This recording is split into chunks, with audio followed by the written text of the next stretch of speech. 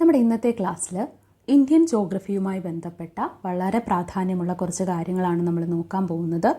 ഇത് 9ാം class പാഠപുസ്തകത്തിലെ SCERT 9ാം class പാഠപുസ്തകത്തിലെ ലോകത്തിൻ്റെ നെറുകയിൽ എന്ന് പറയുന്നൊരു ചാപ്റ്ററുണ്ട്. അതിൽ ഇന്ത്യയുമായി ബന്ധപ്പെട്ടിട്ടുള്ള ബേസിക് ആയിട്ടുള്ള ഇന്ത്യൻ ജോഗ്രഫിയുമായി ബന്ധപ്പെട്ട ബേസിക് ആയിട്ടുള്ള എന്നാൽ വളരെ ഇമ്പോർട്ടൻ്റ് ആയിട്ടുള്ള കുറച്ച് കാര്യങ്ങളാണ് നമ്മൾ നോക്കാൻ പോകുന്നത്.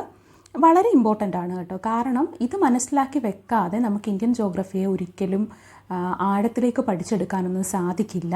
അതുകൊണ്ട് നമ്മൾ ഈ ടെക്സ്റ്റ് ബുക്ക് നല്ല രീതിയിൽ കവർ ചെയ്യുകയാണ്. ടെക്സ്റ്റ് ബുക്കിൽ പറയുന്ന കാര്യങ്ങൾ മാത്രമാണ് ഇവിടെ പറയുന്നത്.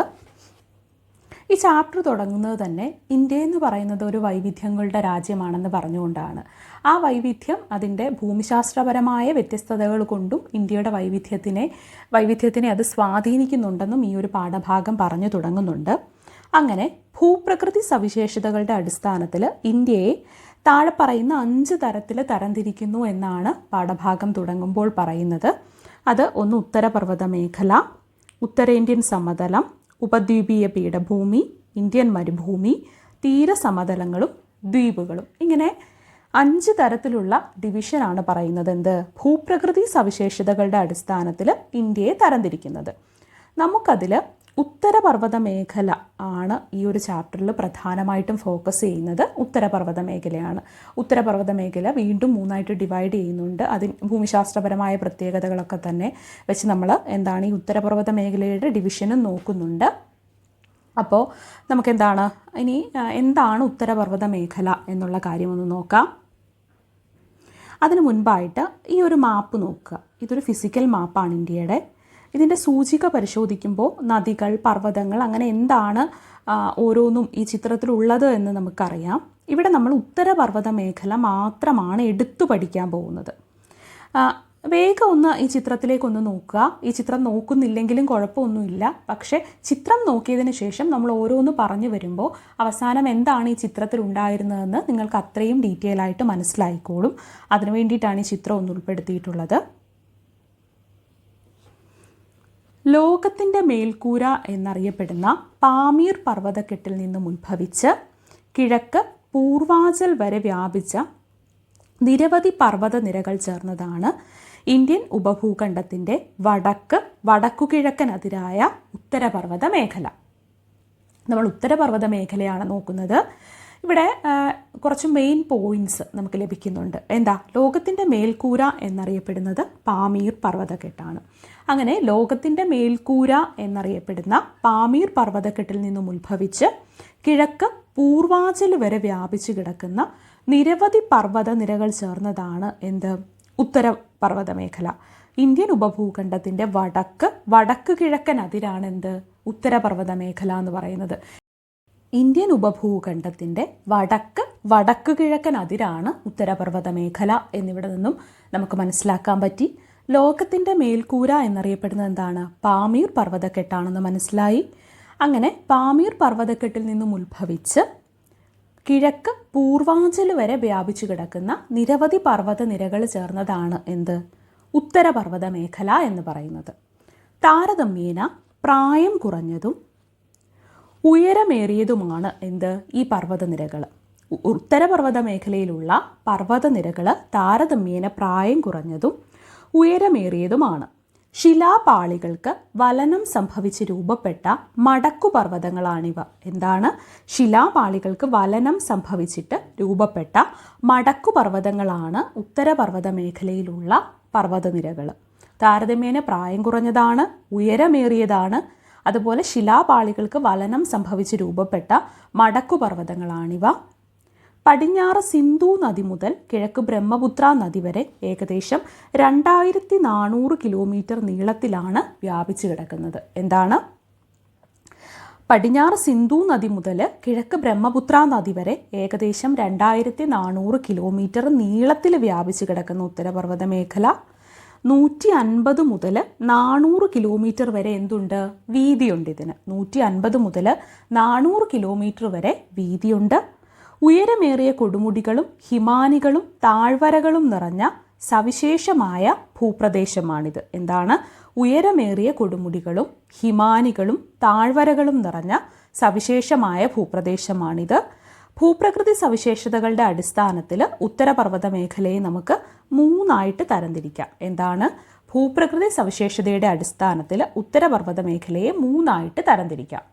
ഒന്നും കൂടി പറയുകയാണ്, ലോകത്തിൻ്റെ മേൽക്കൂര എന്നറിയപ്പെടുന്ന പാമീർ പർവ്വതക്കെട്ടിൽ നിന്ന് ഉത്ഭവിച്ച് കിഴക്ക് പൂർവാചൽ വരെ വ്യാപിച്ചു കിടക്കുന്ന അനവധി പർവ്വത നിരകൾ ചേർന്നതാണ് എന്ത്? ഉത്തരപർവ്വത മേഖല. ഇത് ഇന്ത്യൻ ഉപഭൂഖണ്ഡത്തിൻ്റെ വടക്കുകിഴക്കൻ അതിരായിട്ടാണ് വർത്തിക്കുന്നത്. താരതമ്യേന പ്രായം കുറഞ്ഞതും ഉയരം കൂടിയതുമായതാണ് എന്താണ്? ഈ ഉത്തരപർവ്വത മേഖലയിലുള്ള പർവ്വതനിരകൾ. ശിലാപാളികൾക്ക് വലനം സംഭവിച്ച് രൂപപ്പെട്ട മടക്കുപർവ്വതങ്ങളാണ് ഇവയെല്ലാം. പടിഞ്ഞാറ് സിന്ധു നദി മുതൽ കിഴക്ക് ബ്രഹ്മപുത്ര നദി വരെ ഏകദേശം 2400 കിലോമീറ്റർ നീളത്തിലാണ് ഇത് വ്യാപിച്ചു കിടക്കുന്നത്. അതുപോലെ തന്നെ ഉത്തരപർവ്വത മേഖലയ്ക്ക് 150 മുതൽ 400 കിലോമീറ്റർ വരെ എന്തുണ്ട്? വീതിയുണ്ട്. ഉയരമേറിയ കൊടുമുടികളും ഹിമാനികളും താഴ്വരകളും നിറഞ്ഞ സവിശേഷമായ ഭൂപ്രദേശമാണിത്. ഭൂപ്രകൃതി സവിശേഷതയുടെ അടിസ്ഥാനത്തിൽ ഉത്തരപർവ്വത മേഖലയെ നമ്മൾ മൂന്നായിട്ടാണ് തരംതിരിക്കുന്നത്. 1 ട്രാൻസ് ഹിമാലയം, 2 ഹിമാലയം, 3 കിഴക്കൻ കുന്നുകൾ. ഇനി ഇവ ഓരോന്നും എന്താണെന്ന് നമുക്ക് ഡീറ്റെയിൽ ആയിട്ട് നോക്കാം. അതിനു മുൻപായിട്ട് നമുക്ക് മടക്കുപർവ്വതങ്ങൾ എന്താണെന്നൊന്ന് നോക്കാം. ഫോൾഡ് മൗണ്ടെയ്ൻസ് അഥവാ മടക്കുപർവ്വതങ്ങൾ എന്താണ്? ഭൂവൽക്കത്തിലെ ശിലാപാളികൾ സമ്മർദ്ദ ബലത്താൽ മടങ്ങി മടക്കുപർവ്വതങ്ങൾ രൂപപ്പെടാറുണ്ട്. വലനം അഥവാ ഫോൾഡിംഗ് എന്ന ഈ പ്രക്രിയയിലൂടെയാണ് മടക്കുപർവ്വതങ്ങൾ രൂപപ്പെടുന്നത്. ഹിമാലയം, ആൽപ്സ് തുടങ്ങിയ പർവ്വതനിരകൾ ഇത്തരത്തിൽ രൂപപ്പെട്ടവയാണ്. അപ്പോൾ എന്താണ് മടക്കുപർവ്വതങ്ങൾ അഥവാ ഫോൾഡ് മൗണ്ടെയ്ൻസ് എന്ന് വെച്ചാൽ? ഭൂവൽക്കത്തിലെ ശിലാപാളികൾ സമ്മർദ്ദ ബലത്താൽ മടങ്ങിയിട്ട് ആണ് ഈ മടക്കുപർവ്വതങ്ങൾ രൂപപ്പെടുന്നത്. വലനം എന്ന ഈ പ്രക്രിയയിലൂടെയാണ് മടക്കുപർവ്വതങ്ങൾ രൂപപ്പെടുന്നത്. ഹിമാലയവും ആൽപ്സും ഒക്കെ എന്താണ്? മടക്കുപർവ്വതങ്ങൾക്ക് ഉദാഹരണങ്ങളാണ്. ഇങ്ങനെ രൂപപ്പെട്ട പർവ്വതനിരകളാണ് ഹിമാലയവും ആൽപ്സും ഒക്കെ. ഇനി ഹിമാലയ പർവ്വതനിരകൾ, ആ ഭൂപ്രകൃതി വിഭാഗങ്ങൾ നമ്മൾ പറഞ്ഞു. ട്രാൻസ് ഹിമാലയം, ഹിമാലയം, കിഴക്കൻ കുന്നുകൾ. ഇവയാണ് ഈ ചിത്രത്തിലായിട്ട് രണ്ടാമത് കാണുന്ന ഈ ഒരു മാപ്പിൻ്റെ ഒരു പോർഷനിലായിട്ട് നമുക്ക് കാണാൻ സാധിക്കുന്നത്. എന്താണ്? ട്രാൻസ് ഹിമാലയം, ഹിമാലയം, കിഴക്കൻ കുന്നുകൾ. ആ ഒരു ഡിവിഷനാണ് ഇവിടെ കാണുന്നത്. ഉത്തരപർവ്വത മേഖലയിൽ ഉൾപ്പെടുന്ന പ്രധാന പർവ്വതനിരകളും അവയുടെ സ്ഥാനവും നമുക്ക് ഈ മാപ്പിലൂടെ മനസ്സിലാക്കാൻ സാധിച്ചു. ഇതിൽ ഏറ്റവും വടക്ക് കാണപ്പെടുന്ന ട്രാൻസ് ഹിമാലയം ടിബറ്റൻ ഹിമാലയം എന്നും അറിയപ്പെടുന്നു. എന്താണൊരു മെയിൻ പോയിന്റ്? ഈ മൂന്ന് നമ്മളിപ്പോൾ പറഞ്ഞു, ട്രാൻസ് ഹിമാലയം, ഹിമാലയം, കിഴക്കൻ കുന്നുകൾ. ഇതിൽ ഏറ്റവും വടക്കു ഭാഗത്തായിട്ട് കാണപ്പെടുന്നതാണ് ട്രാൻസ് ഹിമാലയം. ടിബറ്റൻ ഹിമാലയം എന്നും എന്തറിയപ്പെടുന്നുണ്ട്? ട്രാൻസ് ഹിമാലയത്തെ അറിയപ്പെടുന്നുണ്ട്. ശരാശരി 3000 മീറ്റർ ഉയരമുള്ള ട്രാൻസ് ഹിമാലയത്തിന് 40 കിലോമീറ്റർ വീതിയും 965 കിലോമീറ്റർ എന്തുണ്ട്? നീളവുമുണ്ട്. ട്രാൻസ് ഹിമാലയം, ഹിമാലയം, കിഴക്കൻ കുന്നുകൾ. ഇതാണ് ഉത്തരപർവ്വത മേഖലയെ ഭൂപ്രകൃതി അടിസ്ഥാനപ്പെടുത്തിയുള്ള ഡിവിഷൻ. അതിൽ ട്രാൻസ് ഹിമാലയമാണ് വടക്ക് കാണപ്പെടുന്നത്. ഈ മൂന്നിൽ ഏറ്റവും വടക്ക് കാണുന്നത് ട്രാൻസ് ഹിമാലയമാണ്. ട്രാൻസ് ഹിമാലയത്തെ നമ്മൾ ടിബറ്റൻ ഹിമാലയം എന്നും വിളിക്കുന്നുണ്ട്. ശരാശരി 3000 മീറ്റർ ആണ് ഇതിൻ്റെ ഉയരം. ഏകദേശം 400 കിലോമീറ്റർ വീതിയും 965 കിലോമീറ്റർ നീളവുമുണ്ട് എന്തിന്? ട്രാൻസ് ഹിമാലയത്തിന്.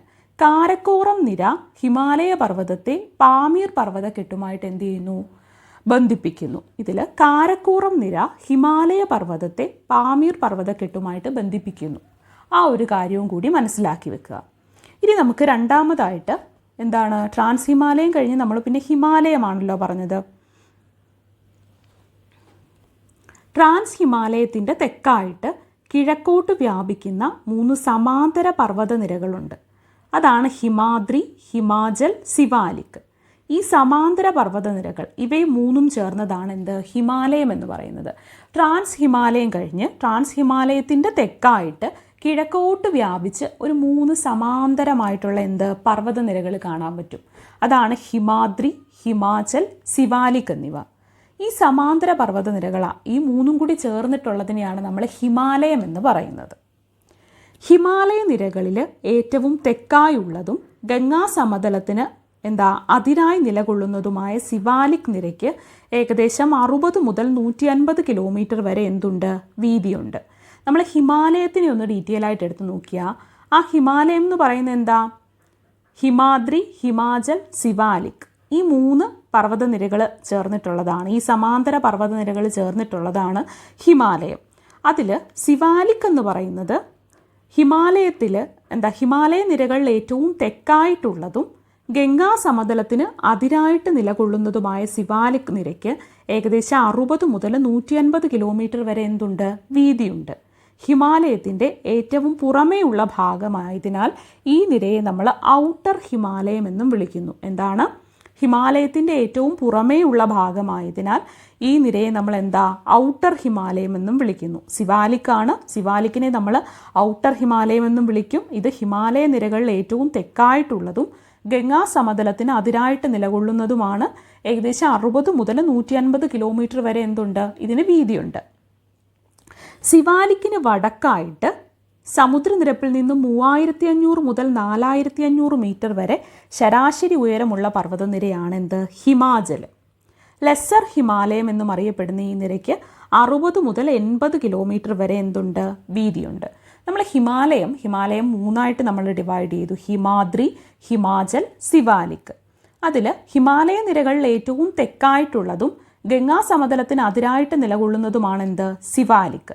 ഏകദേശം 60 മുതൽ 150 കിലോമീറ്റർ വരെ വീതിയുള്ള സിവാലിക്കിനെ നമ്മൾ ഔട്ടർ ഹിമാലയം എന്നും പറയും. എന്തുകൊണ്ടാണ്? ഹിമാലയത്തിൻ്റെ ഏറ്റവും പുറമേയുള്ള ഭാഗമായതുകൊണ്ടാണ് ഇതിനെ നമ്മൾ ഔട്ടർ ഹിമാലയം എന്നും വിളിക്കുന്നത്. സിവാലിക്കിൻ്റെ വടക്കായിട്ട് സമുദ്രനിരപ്പിൽ നിന്നും 3500 മുതൽ 4500 മീറ്റർ വരെ ശരാശരി ഉയരമുള്ള പർവ്വതനിരയാണ് ഹിമാചൽ എന്ന് പറയുന്നത്. ഇതിനെ നമ്മൾ ലെസ്സർ ഹിമാലയം എന്നുമാണ് അറിയപ്പെടുന്നത്. ഈ നിരയ്ക്ക് ഏകദേശം 60 മുതൽ 80 കിലോമീറ്റർ വരെ എന്തുണ്ട്, വീതിയുണ്ട്. ഗ്രേറ്റർ ഹിമാലയം, ഇന്നർ ഹിമാലയം എന്നീ പേരുകളിൽ അറിയപ്പെടുന്നത് ഹിമാദ്രിയ. നമ്മൾ സിവാലിക് പറഞ്ഞു, ഇവിടെ നമ്മൾ പറഞ്ഞു, സിവാലിക് പറഞ്ഞു. അത് കഴിഞ്ഞിട്ട് നമ്മൾ പറഞ്ഞത്, ഹിമാചൽ പറഞ്ഞു. ഇനി നമ്മൾ ഹിമാദ്രിയാണ് പറയുന്നത്. ഹിമാദ്രി ഗ്രേറ്റർ ഹിമാലയം, ഇന്നർ ഹിമാലയം എന്നീ പേരുകളിൽ കൂടി അറിയപ്പെടുന്ന ഹിമാദ്രി സമുദ്രനിരപ്പിൽ നിന്നും ഏകദേശം 6100 മീറ്ററിന് മുകളിൽ ഉയരമുള്ള പർവ്വതനിരയാണ്. ഗ്രേറ്റർ ഹിമാലയം, ഇന്നർ ഹിമാലയം എന്നീ പേരുകളിൽ കൂടി അറിയപ്പെടുന്ന ഹിമാദ്രി സമുദ്രനിരപ്പിൽ നിന്നും ഏകദേശം 6100 മീറ്റർ മുകളിൽ ഉയരമുള്ള പർവ്വതനിരയാണ്. ഏകദേശം 25 കിലോമീറ്ററാണ് ഇതിൻ്റെ വീതി. മഞ്ഞു മൂടപ്പെട്ട പർവ്വതങ്ങളാണിവ. ലോകത്തിൻ്റെ ഉയരമേറിയ മിക്ക കൊടുമുടികളും കാണപ്പെടുന്നത് എവിടെയാണ്? ഈ ഹിമാദ്രി ഏരിയയിലാണ്. അപ്പോൾ നമ്മൾ മൂന്നാമതായിട്ട് ഹിമാദ്രിയാണ് പറഞ്ഞത്. സിവാലിക്, ഹിമാചൽ, ഹിമാദ്രി. അതിൽ ഹിമാദ്രിയിൽ ഗ്രേറ്റർ ഹിമാലയം എന്നും ഇന്നർ ഹിമാലയം എന്നും അറിയപ്പെടുന്നത് ഹിമാദ്രിയാണ്. സമുദ്രനിരപ്പിൽ നിന്നും ഏകദേശം 6100 മീറ്ററിന് മുകളിൽ ഉയരമുള്ള പർവ്വതനിരയാണിത്. ഏകദേശം 25 കിലോമീറ്ററാണ് ഇതിൻ്റെ വീതി എന്ന് പറയുന്നത്. മഞ്ഞ് മൂടപ്പെട്ട പർവ്വതങ്ങളാണ്. ലോകത്തിൻ്റെ ഉയരമേറിയ മിക്ക കൊടുമുടികളും കാണപ്പെടുന്നത് ഹിമാദ്രിയിലാണ്. ഇനി നമുക്ക് ഹിമാലയത്തിൻ്റെ പിറവിയിലേക്കൊക്കെ പോകുന്നതിന് മുൻപായിട്ട് എന്താണ് ശിലാമണ്ഡല ഫലകങ്ങൾ എന്നൊന്ന് നോക്കാം. ഭൂവൽക്കവും മാന്റിലിൻ്റെ മുകൾ ഭാഗവും ചേർന്നതാണ് ശിലാമണ്ഡലം. ഭൂവൽക്കവും മാന്റിലിൻ്റെ മുകൾ ഭാഗവും ചേർന്നതാണ് ശിലാമണ്ഡലം.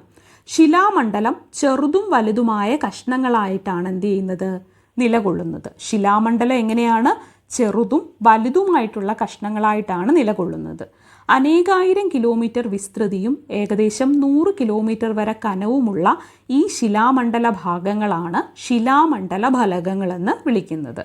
ഇവ വൻകര ഭാഗം ഉൾക്കൊള്ളുന്നതോ കടൽ ഭാഗം ഉൾക്കൊള്ളുന്നതോ വൻകരയും കടൽത്തറയും ഉൾക്കൊള്ളുന്നതോ ആകാം. എന്താണ് ശിലാമണ്ഡല ഫലകങ്ങൾ? ഭൂവൽക്കവും മാന്റിലിൻ്റെ മുകൾ ഭാഗവും ചേർന്നതാണ് ശിലാമണ്ഡലം. ശിലാമണ്ഡലം ചെറുതും വലുതുമായ കഷ്ണങ്ങളായിട്ടാണ് നിലകൊള്ളുന്നത്. അനേകായിരം കിലോമീറ്റർ വിസ്തൃതിയും ഏകദേശം 100 കിലോമീറ്റർ വരെ കനവുമുള്ള ഈ ശിലാമണ്ഡല ഭാഗങ്ങളെയാണ് ശിലാമണ്ഡല ഫലകങ്ങളെന്ന് വിളിക്കുന്നത്. ഇവ വൻകര ഭാഗം ഉൾക്കൊള്ളുന്നതോ കടൽ ഭാഗം ഉൾക്കൊള്ളുന്നതോ വൻകരയും കടൽത്തറയും ഉൾക്കൊള്ളുന്നതോ ആകാം.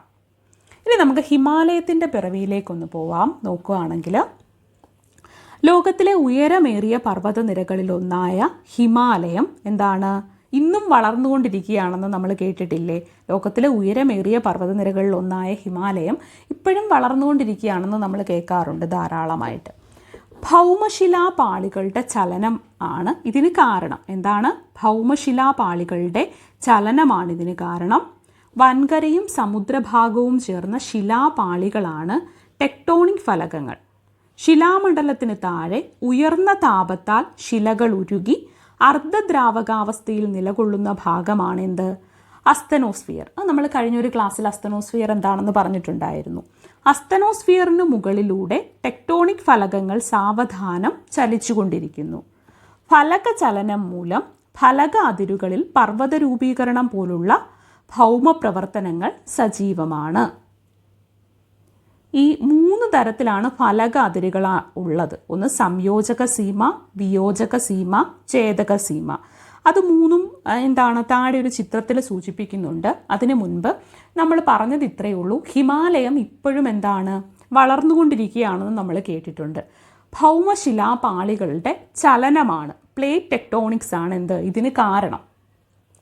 വൻകരയും സമുദ്രഭാഗവും ചേർന്ന ശിലാപാളികളാണ് ടെക്ടോണിക് ഫലകങ്ങൾ. ശിലാമണ്ഡലത്തിന് താഴെ ഉയർന്ന താപത്താൽ ശിലകൾ ഉരുകി അർദ്ധദ്രാവകാവസ്ഥയിൽ നിലകൊള്ളുന്ന ഭാഗമാണ് അസ്തനോസ്ഫിയർ. അസ്തനോസ്ഫിയറിന് മുകളിലൂടെ ടെക്ടോണിക് ഫലകങ്ങൾ സാവധാനം ചലിച്ചുകൊണ്ടിരിക്കുന്നു. ഇങ്ങനെ ഫലക ചലനം മൂലം ഫലക അതിരുകളിൽ എന്താണ്? പർവ്വത രൂപീകരണം പോലെയുള്ള ഭൗമപ്രവർത്തനങ്ങൾ സജീവമാണ്. 3 തരം ഫലക അതിരുകളാണുള്ളത്. സംയോജക സീമ, വിയോജക സീമ, ഛേദക സീമ എന്നിവയാണവ. എന്താണ് സംയോജക സീമ?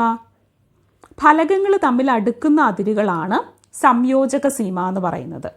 വിയോജക സീമയോ? ഫലകങ്ങൾ തമ്മിൽ അകലുന്ന അതിരുകളാണ് വിയോജക സീമ. ഛേദക സീമ എന്താ? ഫലകങ്ങൾ തിരശ്ചീനമായി ഉരസി മാറുന്ന അതിരുകളാണ് ഛേദക സീമ. ഒന്നും കൂടി പറയുകയാണ്, ഹിമാലയത്തിൻ്റെ പിറവിയാണ് നമ്മൾ പറഞ്ഞ്. ഹിമാലയം ഇപ്പോഴും വളർന്നുകൊണ്ടിരിക്കുകയാണെന്നാണ് നമ്മൾ ആദ്യം പറഞ്ഞത്. എന്താണ് ഇതിന് കാരണമെന്ന് ചോദിച്ചാൽ ഭൗമശിലാപാളികളുടെ ചലനമാണ് ഇതിന് കാരണം. വൻകരയും സമുദ്രഭാഗവും ചേർന്ന ശിലാപാളികളാണെന്ത്? ടെക്ടോണിക് ഫലകങ്ങൾ. ശിലാമണ്ഡലത്തിന് താഴെ ഉയർന്ന താപത്താൽ ശിലകൾ ഉരുകി അർദ്ധദ്രാവകാവസ്ഥയിൽ നിലകൊള്ളുന്ന ഭാഗമാണെന്ത്? അസ്തനോസ്ഫിയർ. അസ്തനോസ്ഫിയറിന് മുകളിലൂടെ ടെക്ടോണിക് ഫലകങ്ങൾ സാവധാനം ചലിച്ചുകൊണ്ടിരിക്കുന്നു. ഫലക ചലനം മൂലം ഫലക അതിരുകളിൽ എന്താണ്? പർവ്വത രൂപീകരണം പോലുള്ള ഭൗമപ്രവർത്തനങ്ങൾ സജീവമാണ്. 3 തരം ഫലക അതിരുകളാണുള്ളത്. സംയോജക സീമ, വിയോജക സീമ, ഛേദക സീമ. അതിൽ സംയോജക സീമ എന്ന് പറഞ്ഞാൽ എന്താ? ഫലകങ്ങൾ തമ്മിൽ അടുക്കുന്ന അതിരുകളാണ്. വിയോജക സീമ ഫലകങ്ങൾ തമ്മിൽ അകലുന്ന അതിരുകളാണ്. ഛേദക സീമ ഫലകങ്ങൾ തിരശ്ചീനമായിട്ട് ഉരസി മാറുന്ന അതിരുകളാണ്. സംയോജക സീമകളിൽ ശിലാമണ്ഡല ഫലകങ്ങളുടെ സമ്മർദ്ദ ഫലമായിട്ട് ശിലാപാളികൾക്ക് വലനം സംഭവിക്കാറുണ്ട്. ഇതുമൂലം രൂപപ്പെടുന്ന പർവ്വതനിരകളാണ് മടക്കുപർവ്വതങ്ങൾ. നമ്മൾ കുറച്ചു മുമ്പ് മടക്കുപർവ്വതങ്ങളെ പറ്റി പറഞ്ഞിട്ടുണ്ടായിരുന്നു. അതൊന്നും കൂടി ഒന്ന് പറയുകയാണ്. എന്താണ്? ഹിമാലയ പർവ്വത രൂപീകരണമാണ് ഈ ചിത്രത്തിൽ കാണുന്നത്. ഇവിടെ സംയോജക സീമകളിൽ ശിലാമണ്ഡല ഫലകങ്ങളുടെ സമ്മർദ്ദ ഫലമായിട്ട് ശിലാപാളികൾക്ക് വലനം സംഭവിക്കാറുണ്ട്. ഇതുമൂലം രൂപപ്പെടുന്ന പർവ്വതനിരകളാണ് മടക്കുപർവ്വതങ്ങൾ. ഏകദേശം 150-160 ദശലക്ഷം വർഷങ്ങൾക്ക് മുൻപ് ഉപദ്വീപീയ ഇന്ത്യയും ഓസ്ട്രേലിയൻ വൻകരയും ഉൾപ്പെടുന്ന ഇന്ത്യൻ ഫലകത്തിൻ്റെ സ്ഥാനം ദക്ഷിണാർദ്ധഗോളത്തിലായിരുന്നു. പിന്നീടിത് വടക്കോട്ടു നീങ്ങി യൂറേഷ്യൻ ഫലകത്തിന് അടുത്തു വന്നപ്പം ഈ 2 ഫലകങ്ങളുടെയും ഇടയിൽ നിലകൊണ്ടിരുന്ന എന്താണ്? ടെതിക് സമുദ്രത്തിൻ്റെ അടിത്തട്ട് മടങ്ങി ഉയർന്നു വരാൻ തുടങ്ങി. അങ്ങനെയാണ് ഹിമാലയ പർവ്വതം രൂപം കൊണ്ടതെന്നാണ് പറയുന്നത്. അത് ഒന്നെന്താ ഒരു സ്റ്റോറി പോലെ ചുമ്മാ ഒന്ന് ഇമാജിൻ ചെയ്ത് നോക്കുക. വെറുതെ ഒന്ന് ഇമാജിൻ ചെയ്യുമ്പോൾ അത് നമുക്ക് മനസ്സിലാവും.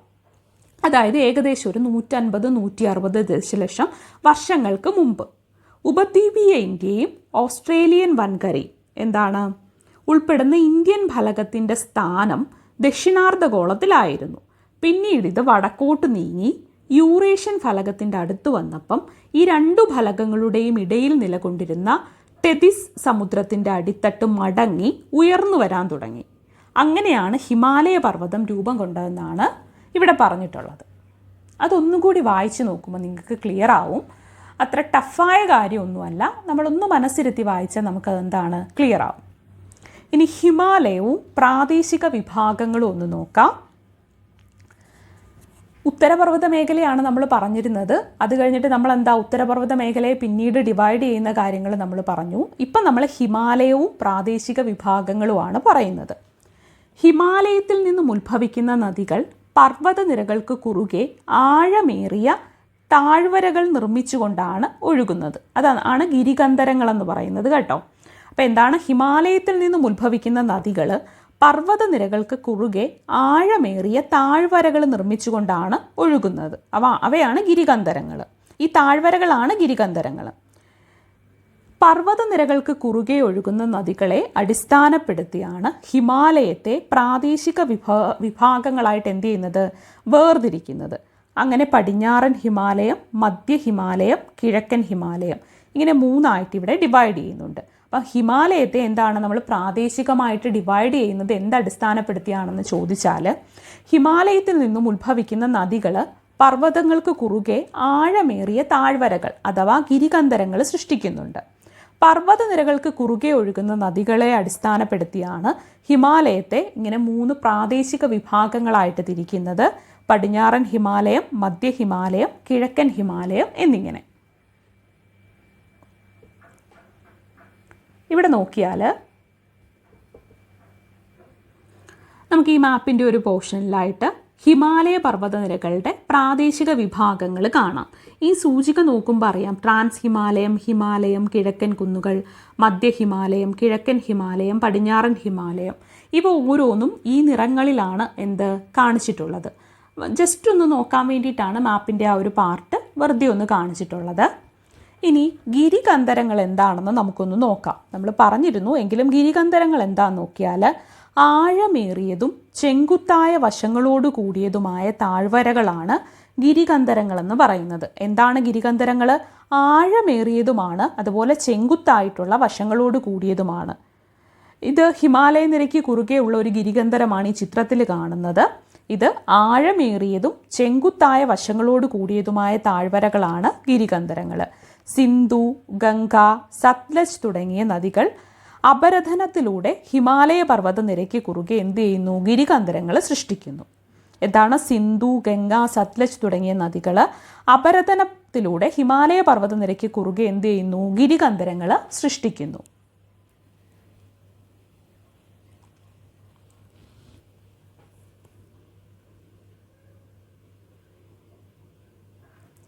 ജമ്മു കാശ്മീരിൻ്റെ വടക്ക് സിന്ധു നദി താഴ്വര മുതൽ ഉത്തരാഖണ്ഡിൻ്റെ കിഴക്ക് കാളി നദി താഴ്വര വരെയുള്ള പടിഞ്ഞാറൻ ഹിമാലയത്തെ കാശ്മീർ ഹിമാലയം, ഹിമാചൽ ഹിമാലയം, ഉത്തരാഖണ്ഡ് ഹിമാലയം, ഇങ്ങനെ 3 മേഖലകളായിട്ട് എന്ത് ചെയ്യാം? തിരിക്കാം. ഇവിടെ നമ്മൾ ഹിമാലയത്തെ പറ്റി പറഞ്ഞിരുന്നു. ഹിമാലയത്തിനെ എങ്ങനെയാണ് 3 പ്രാദേശിക വിഭാഗങ്ങളാക്കുന്നതെന്ന് പറഞ്ഞു.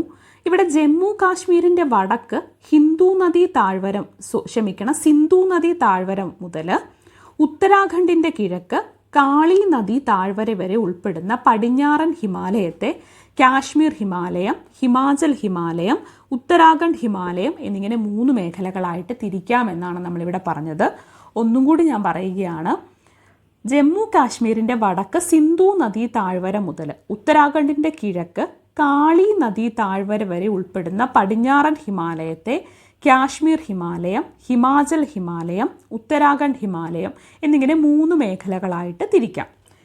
ഇത് പടിഞ്ഞാറൻ ഹിമാലയത്തെയാണ് നമ്മളിങ്ങനെ 3 മേഖലകളായിട്ട് തിരിക്കുന്നത്. ഇനി കാശ്മീർ ഹിമാലയം എന്താണെന്ന് നോക്കിയാൽ ജമ്മു കാശ്മീർ, ലഡാക്ക് പ്രദേശങ്ങൾ ഏകദേശം 3.5 ലക്ഷം ചതുരശ്ര കിലോമീറ്റർ വിസ്തൃതിയിൽ വ്യാപിച്ചു കിടക്കുന്ന കാശ്മീർ ഹിമാലയത്തിന് ഏകദേശം 700 കിലോമീറ്റർ നീളവും 500 കിലോമീറ്റർ വീതിയുമുണ്ട്. അപ്പം നമ്മൾ കാശ്മീർ ഹിമാലയമാണ് ആദ്യം പറയുന്നത്. ജമ്മു കാശ്മീർ, ലഡാക്ക് പ്രദേശങ്ങൾ ഏകദേശം 3.5 ലക്ഷം ചതുരശ്ര കിലോമീറ്റർ വിസ്തൃതിയിൽ വ്യാപിച്ചു കിടക്കുന്ന കാശ്മീർ ഹിമാലയത്തിന് ഏകദേശം 700 കിലോമീറ്റർ നീളവും 500 കിലോമീറ്റർ വീതിയുമുണ്ട്. മഞ്ഞു മൂടിയ കൊടുമുടികളും താഴ്വരകളും മലനിരകളും നിറഞ്ഞ കാശ്മീർ ഹിമാലയത്തിലെ പ്രധാന പർവ്വതനിരകളാണ് കാരക്കോറം, സസ്കർ, ലഡാക്ക്, പീർ പഞ്ച് തുടങ്ങിയവ. ഏതൊക്കെയാണ്? കാരക്കോറം, സസ്കർ, ലഡാക്ക്, പീർ പഞ്ചാൽ എന്നിവ എന്താണ്? കാശ്മീർ ഹിമാലയത്തിലെ പ്രധാന പർവ്വതനിരകളാണ്. ലോകത്തിലെ രണ്ടാമത്തെ ഉയരമേറിയ കൊടുമുടിയായ മൗണ്ട് K2 കാരക്കോറം നിരയിലാണ് സ്ഥിതി ചെയ്യുന്നത്. ലോകത്തിലെ രണ്ടാമത്തെ ഉയരമേറിയ കൊടുമുടി ഏതാ? Mount K2. അത് കാരക്കോറം നിലയിലാണ് സ്ഥിതി ചെയ്യുന്നത്. നമ്മളിപ്പോൾ പറഞ്ഞ് വന്ന കാര്യം ഒന്നും കൂടി പറയുകയാണ്. ജമ്മു കാശ്മീരിൻ്റെ വടക്ക് സിന്ധു നദിയുടെ താഴ്വര മുതൽ ഉത്തരാഖണ്ഡിൻ്റെ കിഴക്കായിട്ട് കാളി നദിയുടെ താഴ്വര വരെ ഉൾപ്പെടുന്ന പടിഞ്ഞാറൻ ഹിമാലയത്തെ നമ്മൾ മൂന്നായിട്ടാണ് ഡിവൈഡ് ചെയ്യുന്നത്. കാശ്മീർ ഹിമാലയം, ഹിമാചൽ ഹിമാലയം, ഉത്തരാഖണ്ഡ് ഹിമാലയം, ഇങ്ങനെ മൂന്നായിട്ട്. അതിൽ കാശ്മീർ ഹിമാലയം എന്ന് പറഞ്ഞാൽ ജമ്മു കാശ്മീർ, ലഡാക്ക് പ്രദേശങ്ങൾ ഏകദേശം 3.5 ലക്ഷം ചതുരശ്ര കിലോമീറ്റർ വിസ്തൃതിയിൽ വ്യാപിച്ച് കിടക്കുന്ന കാശ്മീർ ഹിമാലയത്തിന് ഏകദേശം 700 കിലോമീറ്റർ നീളവും 500 കിലോമീറ്റർ എന്തുണ്ട്? വീതിയുമുണ്ട്. മഞ്ഞുമൂടിയ കൊടുമുടികളും താഴ്വരകളും മലനിരകളും ഒക്കെ നിറഞ്ഞ കാശ്മീർ ഹിമാലയത്തിലെ പ്രധാന പർവ്വതനിരകളാണ് കാരക്കോറം, സസ്കർ, ലഡാക്ക്, പീർ പഞ്ചാൽ തുടങ്ങിയവ. ലോകത്തിലെ രണ്ടാമത്തെ ഉയരമേറിയ കൊടുമുടിയായിട്ടുള്ള മൗണ്ട് K2 കാരക്കോറം നിലയിലാണ് എന്ത് ചെയ്യുന്നത്? സ്ഥിതി ചെയ്യുന്നത്. കാരക്കോറം നിരയിലാണ് സ്ഥിതി ചെയ്യുന്നത്. സിയാച്ചിൻ, ബോൾട്ടോരോ തുടങ്ങിയവയാണ് ഈ പ്രദേശത്തെ പ്രധാന ഹിമാനികൾ. എന്താണ്? സിയാച്ചിൻ, ബോൾട്ടോരോ തുടങ്ങിയവയാണ് ഈ പ്രദേശത്തെ പ്രധാന ഹിമാനികൾ. സിന്ധു നദിയിലും അതിൻ്റെ പോഷക നദികളായിട്ടുള്ള രവി, ഝലം, ചിനാബ് തുടങ്ങിയവയിലും വർഷം മുഴുവൻ സമൃദ്ധമായ നീരൊഴുക്ക് സാധ്യമാക്കുന്നത് എന്താണ്? ഈ ഹിമാനികളാണ്. സിയാച്ചിൻ, ബോൾട്ടോരോ തുടങ്ങിയവയാണ് ഈ പ്രദേശത്തെ പ്രധാന ഹിമാനികൾ. സിന്ധു നദിയിലും അതിൻ്റെ പോഷക നദികളായിട്ടുള്ള രവി, ഝലം, ചിനാബ് തുടങ്ങിയവയിലും വർഷം മുഴുവൻ സമൃദ്ധമായിട്ടുള്ള നീരൊഴുക്ക് സാധ്യമാക്കുന്നത് എന്താണ്? ഈ ഹിമാനികളാണ്. പർവ്വതങ്ങളുടെ ഇരുവശങ്ങളെയും തമ്മിൽ ബന്ധിപ്പിച്ച് ഗതാഗതം സാധ്യമാക്കുന്നത് പർവ്വതങ്ങളിലെ ചുരങ്ങളാണ്. എന്താണ്? പർവ്വതങ്ങളുടെ ഇരുവശങ്ങളെയും തമ്മിൽ ബന്ധിപ്പിച്ച് ഗതാഗതം സാധ്യമാക്കുന്നത് ഈ പർവ്വതങ്ങളിലെ ചുരങ്ങളാണ്. ഈ ചിത്രത്തിൽ സിയാച്ചിൻ ഹിമാനിയാണ് കാണുന്നത്. ലോകത്തിലെ ഏറ്റവും ഉയരത്തിൽ സ്ഥിതി ചെയ്യുന്ന യുദ്ധഭൂമി എന്നാണ് സിയാച്ചിൻ ഹിമാനിയെ വിശേഷിപ്പിക്കുന്നത്. പർവ്വതനിരകൾ മുറിച്ചു കടക്കാൻ സഹായകമായ സ്വാഭാവിക ഇടങ്ങളാണെന്ത്? ചുരങ്ങളെന്ന് പറയുന്നത്.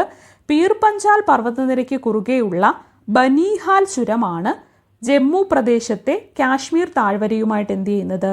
ബന്ധിപ്പിക്കുന്നത്. ഇവിടെ നമ്മൾ പറഞ്ഞ കാര്യങ്ങൾ ഹിമാനിയെ പറ്റിയിട്ടാണ്. സിയാച്ചിൻ, ബോൾട്ടോരോ തുടങ്ങിയവയാണ് ഈ പ്രദേശത്തെ പ്രധാന ഹിമാനി. കാശ്മീർ ഹിമാലയത്തിലെ പ്രധാനപ്പെട്ട ഹിമാനി. സിന്ധു നദിയിലെയും അതിൻ്റെ പോഷക നദികളായിട്ടുള്ള രവി, ഝലം, ചിനാബ് തുടങ്ങിയവയിലും വർഷം മുഴുവൻ സമൃദ്ധമായിട്ടുള്ള നീരൊഴുക്ക് സാധ്യമാക്കുന്നത് ഈ ഹിമാനിയാണ്. പർവ്വതങ്ങളുടെ ഇരുവശങ്ങളെയും തമ്മിൽ ബന്ധിപ്പിച്ച് ഗതാഗതം സാധ്യമാക്കുന്നത് പർവ്വതങ്ങളിലെ എന്താണ്? ചുരങ്ങളാണ്. പർവ്വതനിരകൾ മുറിച്ചു കടക്കാൻ സഹായിക്കുന്ന സ്വാഭാവിക ഇടങ്ങളാണ് ഈ ചുരങ്ങളെന്ന് പറയുന്നത്. പീർ പഞ്ചാൽ പർവ്വതനിരയ്ക്ക് കുറുകെയുള്ള ബനിഹാൽ ചുരമാണ് ജമ്മു പ്രദേശത്തെ കാശ്മീർ താഴ്വരയുമായിട്ട് ബന്ധിപ്പിക്കുന്നത്.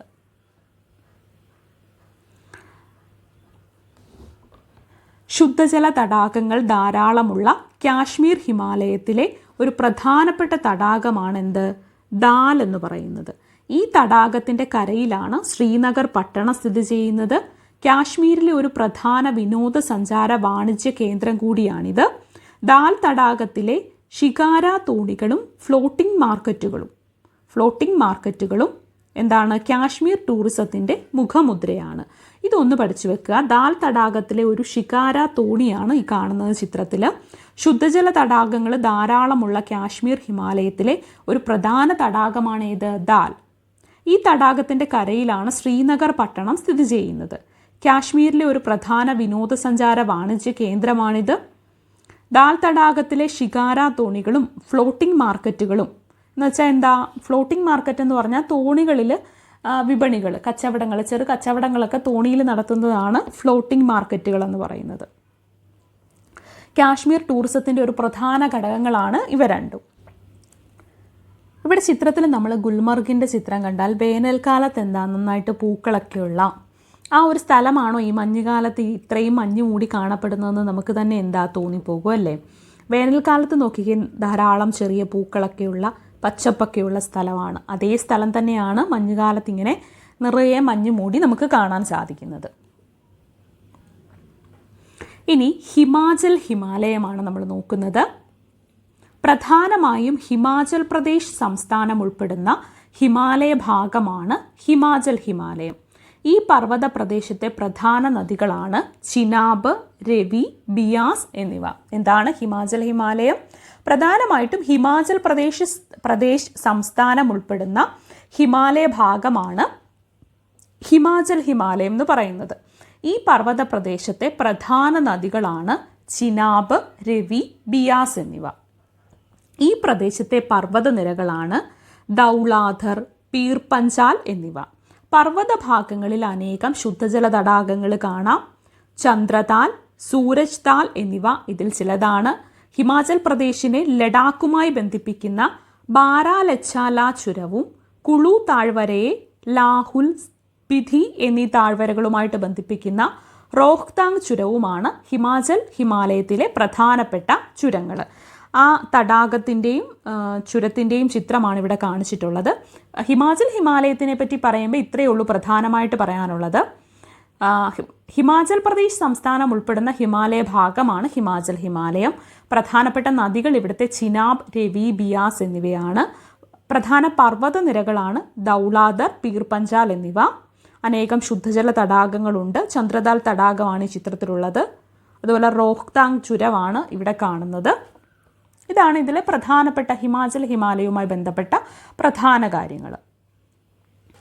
കുളു, കംഗ്ര, ലാഹൂൽ തുടങ്ങിയ മനോഹരമായിട്ടുള്ള താഴ്വരകളും സുഖവാസ കേന്ദ്രങ്ങളും ഷിംല, മണാലി എന്നിവയും എന്താണ് വിനോദസഞ്ചാരികളെ ആകർഷിക്കുന്ന ഇടങ്ങളാണ്. ഇവിടുത്തെ ശൈത്യവും മഞ്ഞുവീഴ്ചയും അനുഭവപ്പെടുന്ന ഈ പ്രദേശങ്ങളിൽ പലയിടങ്ങളിലായിട്ട് ചൂട് നീരുറവകളും കാണപ്പെടുന്നുണ്ട്. എന്താണ്? കുളു, കംഗ്ര, ലാഹുൽ തുടങ്ങിയ മനോഹരമായിട്ടുള്ള താഴ്വരകളുണ്ട് ഇവിടെ. അതുപോലെ ഷിംല, മണാലി എന്നിവയും വിനോദസഞ്ചാരികളെ ആകർഷിക്കുന്ന സ്ഥലങ്ങളാണ്. ഇവിടെ ചൂട് നീരുറവകളും നമുക്ക് കാണാൻ സാധിക്കും. അപ്പോൾ സ്വാഭാവികമായിട്ടും ഈ ശൈത്യ മേഖലയിൽ എങ്ങനെയാണ് ചൂട് നീരുറവകൾ എന്നുള്ളൊരു സംശയം നമുക്കുണ്ടാവാം. അതും എന്താണ് പാഠപുസ്തകത്തിൽ പറയുന്നുണ്ട്. മഴവെള്ളം ഭൂമിക്കടിയിലേക്ക് ഊർന്നിറങ്ങി ഭൂഗർഭജലത്തിൻ്റെ ഭാഗമാകുന്നു. പർവ്വത രൂപീകരണം പോലുള്ള ഭൗമ പ്രവർത്തനങ്ങൾ സജീവമായ ഇടങ്ങളിൽ ഭൗമോപരിതലത്തിനടിയിലെ ശിലാപാളികൾ ചൂടുപിടിക്കുകയും ഈ ശിലകൾ ഭൂഗർഭജലത്തെ എന്ത് ചെയ്യുന്നു? ചൂടാക്കുകയും ചെയ്യുന്നു. ഇങ്ങനെ ചൂട് പിടിച്ച ഭൂഗർഭജലം ഭൗമോപരിതലത്തിൽ ഉറവകളായി എത്തുന്നതാണ് ചൂട് നീരുറവകൾ. ഹിമാലയ പർവ്വത ഭാഗങ്ങളിൽ ധാരാളം ചൂട് നീരുറവകൾ കാണാം എന്നുള്ള കാര്യവും ഇവിടെ എന്ത് ചെയ്യുന്നുണ്ട്? പറയുന്നുണ്ട്. അത് ജസ്റ്റ് ഒന്ന് മനസ്സിലാക്കി വെക്കാൻ വേണ്ടിയിട്ട് മാത്രമാണ്. എന്നാലും ആ ബോക്സ് ഒന്ന് വായിച്ചു നോക്കുക. നമ്മൾ ഉത്തരാഖണ്ഡ് ഹിമാലയത്തിലേക്ക് വരുവാണെങ്കിൽ സത്ലജ് നദി മുതൽ കാളി നദി വരെയുള്ള ഹിമാലയ പ്രദേശമാണ് ഉത്തരാഖണ്ഡ് ഹിമാലയം. ഇതിൻ്റെ പടിഞ്ഞാറ് ഭാഗം എന്താണ്? ഗഡ്വാൾ ഹിമാലയം എന്നും കിഴക്കു ഭാഗം കുമയൂൺ ഹിമാലയം എന്നും അറിയപ്പെടുന്നു. അപ്പോൾ എന്താണ് ഉത്തരാഖണ്ഡ് ഹിമാലയം? സത്ലജ് നദി മുതൽ കാളി നദി വരെയുള്ള ഹിമാലയ പ്രദേശമാണ് ഉത്തരാഖണ്ഡ് ഹിമാലയം. ഇതിൻ്റെ പടിഞ്ഞാറ് ഭാഗം ഗഡ്വാൾ ഹിമാലയം എന്നും കിഴക്കൻ ഭാഗം എന്താണ്? കുമയൂൺ ഹിമാലയം എന്നും അറിയപ്പെടുന്നു. അതുപോലെ നന്ദാദേവി, ബദ്രീനാഥ്, കേദാർനാഥ് തുടങ്ങിയ ഉയരമേറിയ കൊടുമുടികൾ ഉത്തരാഖണ്ഡ് ഹിമാലയത്തിലാണുള്ളത്. ഗംഗ, യമുന എന്നീ നദികളുടെ ഉത്ഭവസ്ഥാനമായിട്ടുള്ള ഗംഗോത്രി, യമുനോത്രി തുടങ്ങിയ ഹിമാനികളും നൈനിറ്റാൽ, ഭീംതാൽ തുടങ്ങിയ ശുദ്ധജല തടാകങ്ങളും ഉത്തരാഖണ്ഡ് ഹിമാലയത്തിലുണ്ട്. ലെസർ ഹിമാലയത്തിനും സിവാലിക് മലനിരകൾക്കുമിടയിൽ കാണപ്പെടുന്ന നിരപ്പായ താഴ്വരകളാണ് എന്ത്? ഡൂണുകൾ എന്ന് പറയുന്നത്. ഉത്തരാഖണ്ഡ് സംസ്ഥാനത്തിലെ ഡെറാഡൂൺ ഇതിൽ പ്രസിദ്ധമാണ്. ഇവിടങ്ങളിലെ ഉയർന്ന പർവ്വത ചരിവുകളിൽ കാണപ്പെടുന്ന വേനൽക്കാല പുൽമേടുകളാണ് എന്ത്? ബുഗ്യാൽ.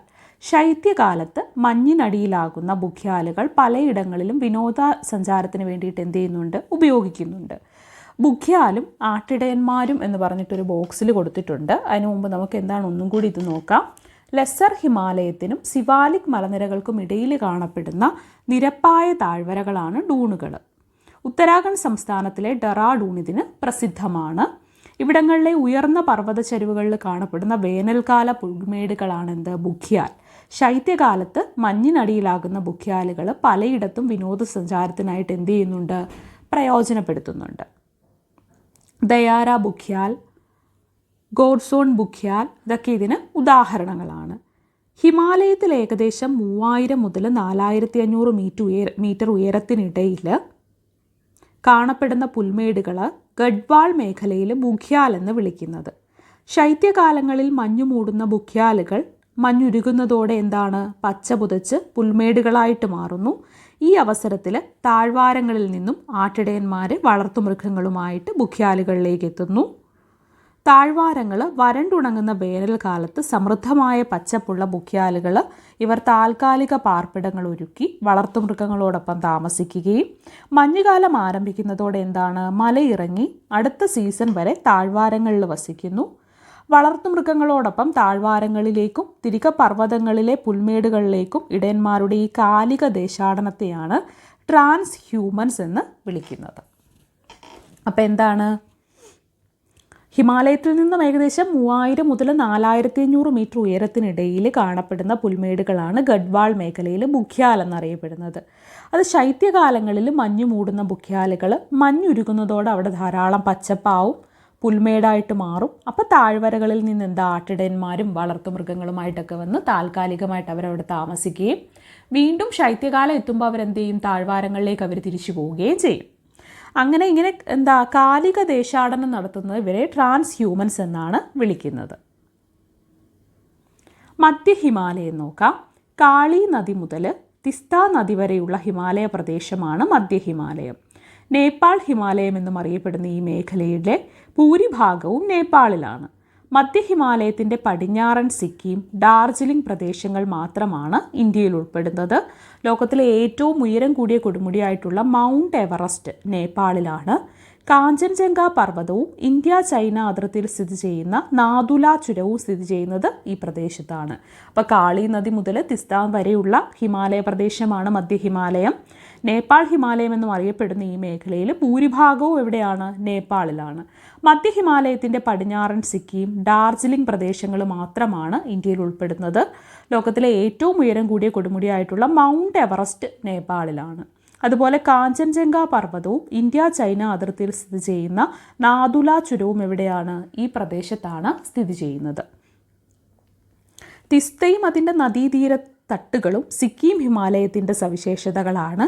ഈ പ്രദേശത്തിൻ്റെ ഭൂമിശാസ്ത്ര അനുകൂല സാഹചര്യങ്ങൾ തിരിച്ചറിഞ്ഞിട്ടാണ് ബ്രിട്ടീഷുകാർ കൊളോണിയൽ കാലത്ത് തന്നെ ഇവിടെ തേയിലക്കൃഷി ആരംഭിച്ചത്. ഡാർജിലിംഗ് തേയില അന്താരാഷ്ട്ര തലത്തിൽ പ്രസിദ്ധമാണ്.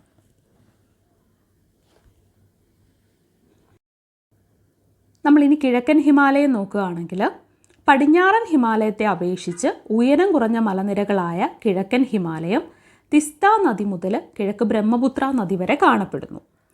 ആസാം ഹിമാലയം എന്നും അറിയപ്പെടുന്ന ഈ മേഖലയിലെ പ്രധാന കൊടുമുടിയാണ് നംജ ബർവ. ബ്രഹ്മപുത്ര, ക്യാമങ്, ലോഹിത്, സുബൻസിരി എന്നിവയാണ് ഇവിടുത്തെ പ്രധാനപ്പെട്ട നദികൾ. അരുണാചൽ പ്രദേശിനെ ടിബറ്റിലെ ലാസയുമായിട്ട് ബന്ധിപ്പിക്കുന്ന ബോണ്ടില, മ്യാൻമറുമായിട്ട് ബന്ധിപ്പിക്കുന്ന ദിഫു തുടങ്ങിയവയാണ് ഇവിടുത്തെ പ്രധാനപ്പെട്ട ചുരങ്ങൾ. ഇനി പൂർവാചൽ കുന്നുകളാണ് നമ്മൾ നോക്കുന്നത്. ബ്രഹ്മപുത്ര താഴ്വരയ്ക്ക് കിഴക്ക് ഹിമാലയ പർവ്വതം വടക്ക് തെക്ക് ദിശയിൽ അരുണാചൽ പ്രദേശ് മുതൽ മിസോറാം വരെ താരതമ്യേന ഉയരം കുറഞ്ഞ കുന്നുകളായിട്ടാണ് കാണപ്പെടുന്നത്. ബ്രഹ്മപുത്ര താഴ്വരയ്ക്ക് കിഴക്ക് ഹിമാലയ പർവ്വതം വടക്ക് തെക്ക് ദിശയിൽ അരുണാചൽ പ്രദേശ് മുതൽ മിസോറാം വരെ താരതമ്യേന ഉയരം കുറഞ്ഞ കുന്നുകളായിട്ടാണ് കാണുന്നത്. സമുദ്രനിരപ്പിൽ നിന്നും 500 മുതൽ 3000 മീറ്റർ വരെ ഉയരമുള്ള ഈ കുന്നുകൾ പൂർവാചൽ കുന്നുകളെന്നാണ് അറിയപ്പെടുന്നത്. ഒന്നുകൂടി പറയാം, നമ്മൾ ഉത്തരപർവ്വത മേഖലയെ 3ആയിട്ട് ഡിവൈഡ് ചെയ്യുന്ന കാര്യം പറഞ്ഞു. ഭൂപ്രകൃതി അനുസരിച്ച് 3 ഡിവിഷൻസ് ആണ്. അതിൽ പൂർവാചൽ കുന്നുകൾ നോക്കുകയാണെങ്കിൽ ബ്രഹ്മപുത്ര താഴ്വരയ്ക്ക് കിഴക്ക് ഹിമാലയ പർവ്വതം വടക്ക് തെക്ക് ദിശയിൽ അരുണാചൽ പ്രദേശ് മുതൽ മിസോറാം വരെ താരതമ്യേന ഉയരം കുറഞ്ഞ കുന്നുകളായിട്ടാണ് കാണപ്പെടുന്നത്. സമുദ്രനിരപ്പിൽ നിന്നും 500 മുതൽ 3000 മീറ്റർ വരെ ഉയരമുള്ള ഈ കുന്നുകളാണ് പൂർവാചൽ കുന്നുകൾ. പട്കായ്ബും, നാഗാ കുന്നുകൾ, മിസോ കുന്നുകൾ, മണിപ്പൂർ കുന്നുകൾ എന്നിവയാണ് ഇതിൽ പ്രധാനപ്പെട്ടവ.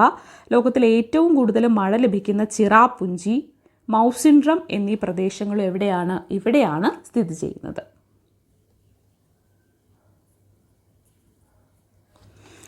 ഇവിടെ ഈ ചിത്രത്തിൽ മേഘാലയയിൽ വേരുകൾ കൊണ്ടുള്ളൊരു പാലം കാണാം. ഇത് നദികൾ മുറിച്ച് കടക്കാൻ വേണ്ടിയിട്ട് മരങ്ങളുടെ വേര് ചേർത്ത് നിർമ്മിക്കുന്ന പാലമാണ് കേട്ടോ. ഇത് മനുഷ്യൻ എത്രത്തോളം പ്രകൃതിയോട് ഇണങ്ങി ജീവിക്കുന്നു എന്നതിൻ്റെ ഒരു ഉദാഹരണമായിട്ട് നമുക്കിത് മനസ്സിലാക്കാം. ഇത് മരങ്ങളുടെ വേര് ഉപയോഗിച്ചുള്ളൊരു പാലമാണിത്. അത് വെറുതെ ഒന്ന് സൂചിപ്പിച്ചു എന്ന് മാത്രമേ ഉള്ളൂ. അതുപോലെ തന്നെ നമ്മുടെ പാഠഭാഗത്ത് കെയിംബൂൾ ലംജാവോ ചലിക്കുന്ന ദേശീയോദ്യാനത്തെ പറ്റിയിട്ട് ഒരു ചെറിയ ബോക്സിൽ കൊടുക്കുന്നുണ്ട്.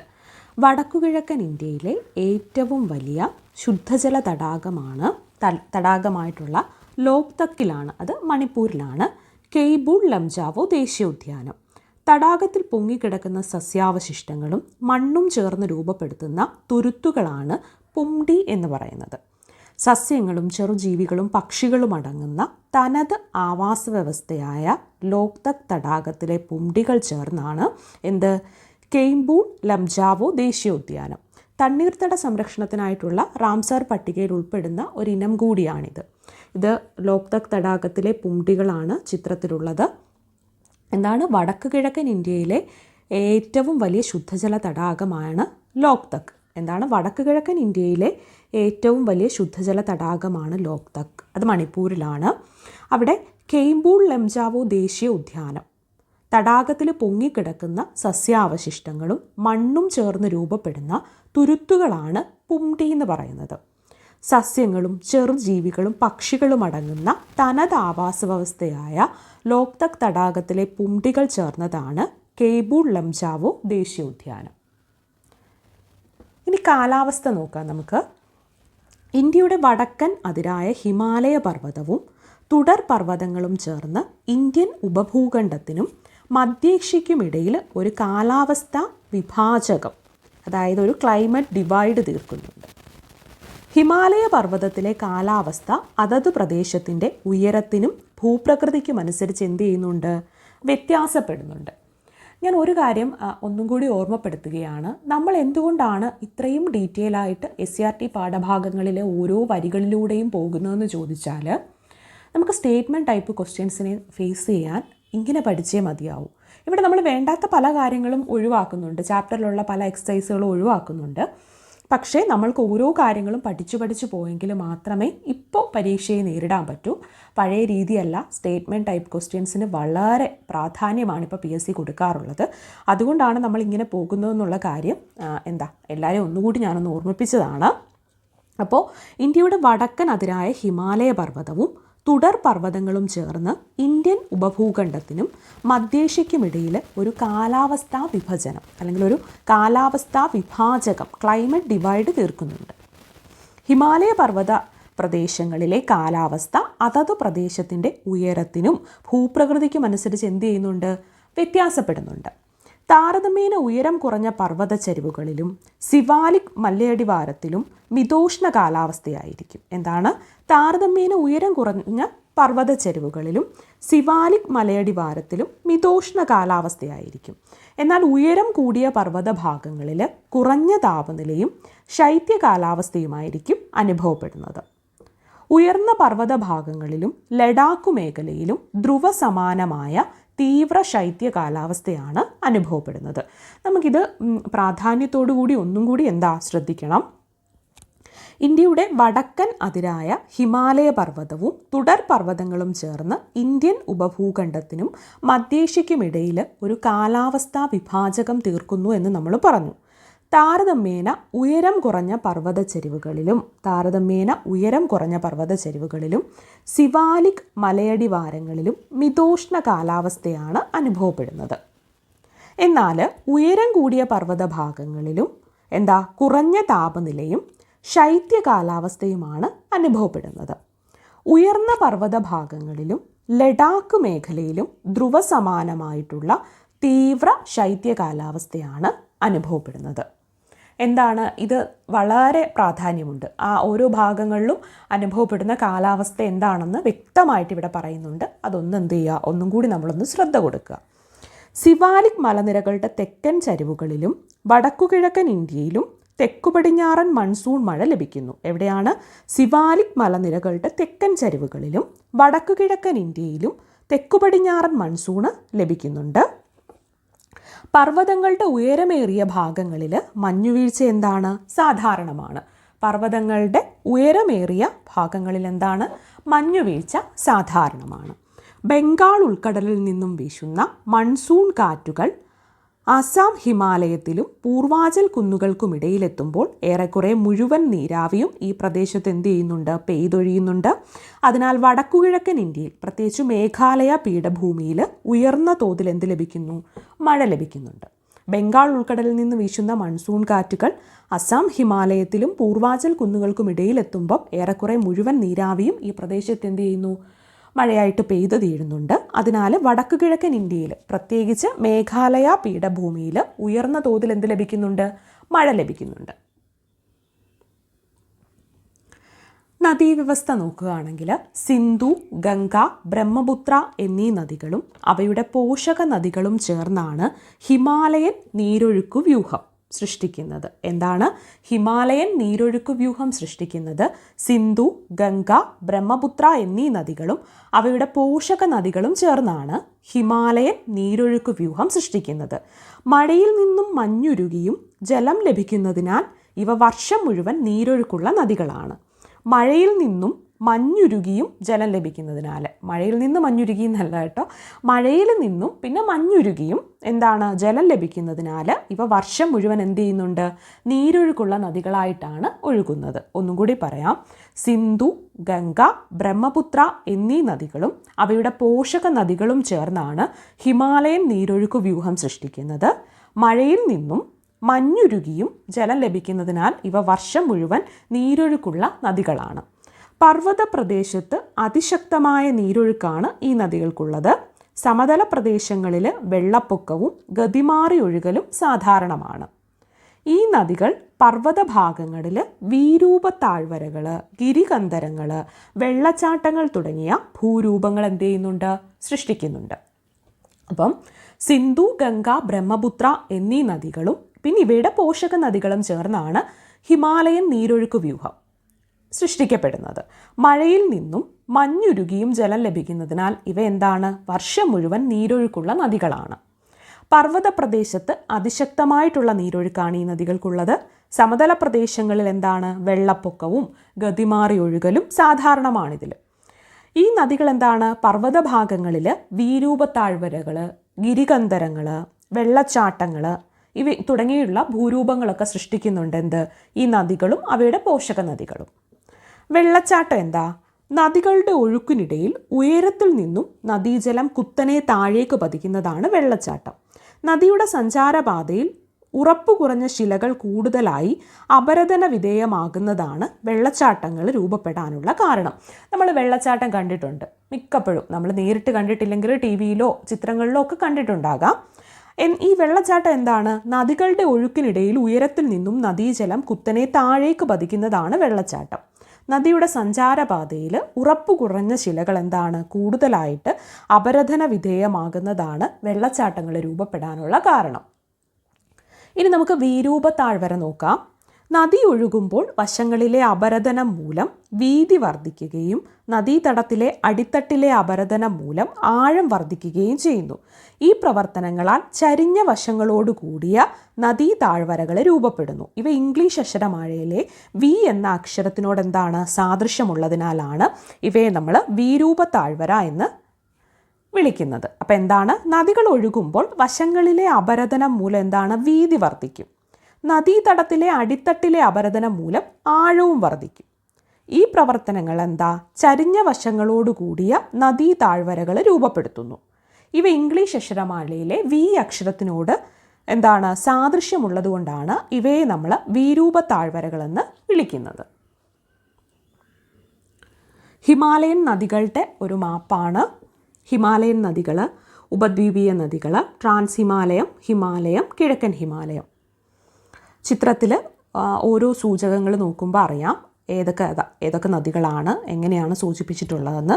അതും വെറുതെ ഒന്ന് കൊടുത്തിട്ടുണ്ട് എന്ന് മാത്രമേ ഉള്ളൂ. മാനസ സരോവര തടാകത്തിനടുത്ത് ബൊഖർച്ചു ഹിമാനിയിൽ നിന്നും ഉത്ഭവിക്കുന്ന സിന്ധു നദിയും ഇതിൻ്റെ പോഷക നദികളുമാണ് വടക്കു പടിഞ്ഞാറൻ ഹിമാലയത്തിലെ പ്രധാനപ്പെട്ട നീരൊഴുക്കു വ്യൂഹം. എന്താണ്, മാനസ സരോവര തടാകത്തിനടുത്ത് ബൊഖർച്ചു ഹിമാനിയിൽ നിന്നും ഉത്ഭവിക്കുന്ന സിന്ധു നദിയും ഇതിൻ്റെ പോഷക നദികളുമാണെന്ത്? വടക്കു പടിഞ്ഞാറൻ ഹിമാലയത്തിലെ പ്രധാനപ്പെട്ട നീരൊഴുക്കു വ്യൂഹം. ഗംഗോത്രി ഹിമാനിയിലെ ഗോമുഖിൽ നിന്നും ഉത്ഭവിക്കുന്ന ഗംഗാ നദിയും അതിൻ്റെ പോഷക നദികളായിട്ടുള്ള യമുന, ഘാഘ്ര, ഗന്ധക്, കോസി തുടങ്ങിയവയുമാണ് ഉത്തരാഖണ്ഡ്, നേപ്പാൾ ഹിമാലയത്തിലെ പ്രധാനപ്പെട്ട നദികൾ. മാനസ സരോവര തടാകത്തിനടുത്ത് ചമയുങ്ദുങ് ഹിമാനിയിൽ നിന്നും ഉത്ഭവിക്കുന്ന ബ്രഹ്മപുത്രയും അതിൻ്റെ പോഷക നദികളായിട്ടുള്ള ദിബാങ്, ലോഹിത്, മാനസ് മുതലായവയുമാണ് കിഴക്കൻ ഹിമാലയത്തിലെ നദീവ്യൂഹം.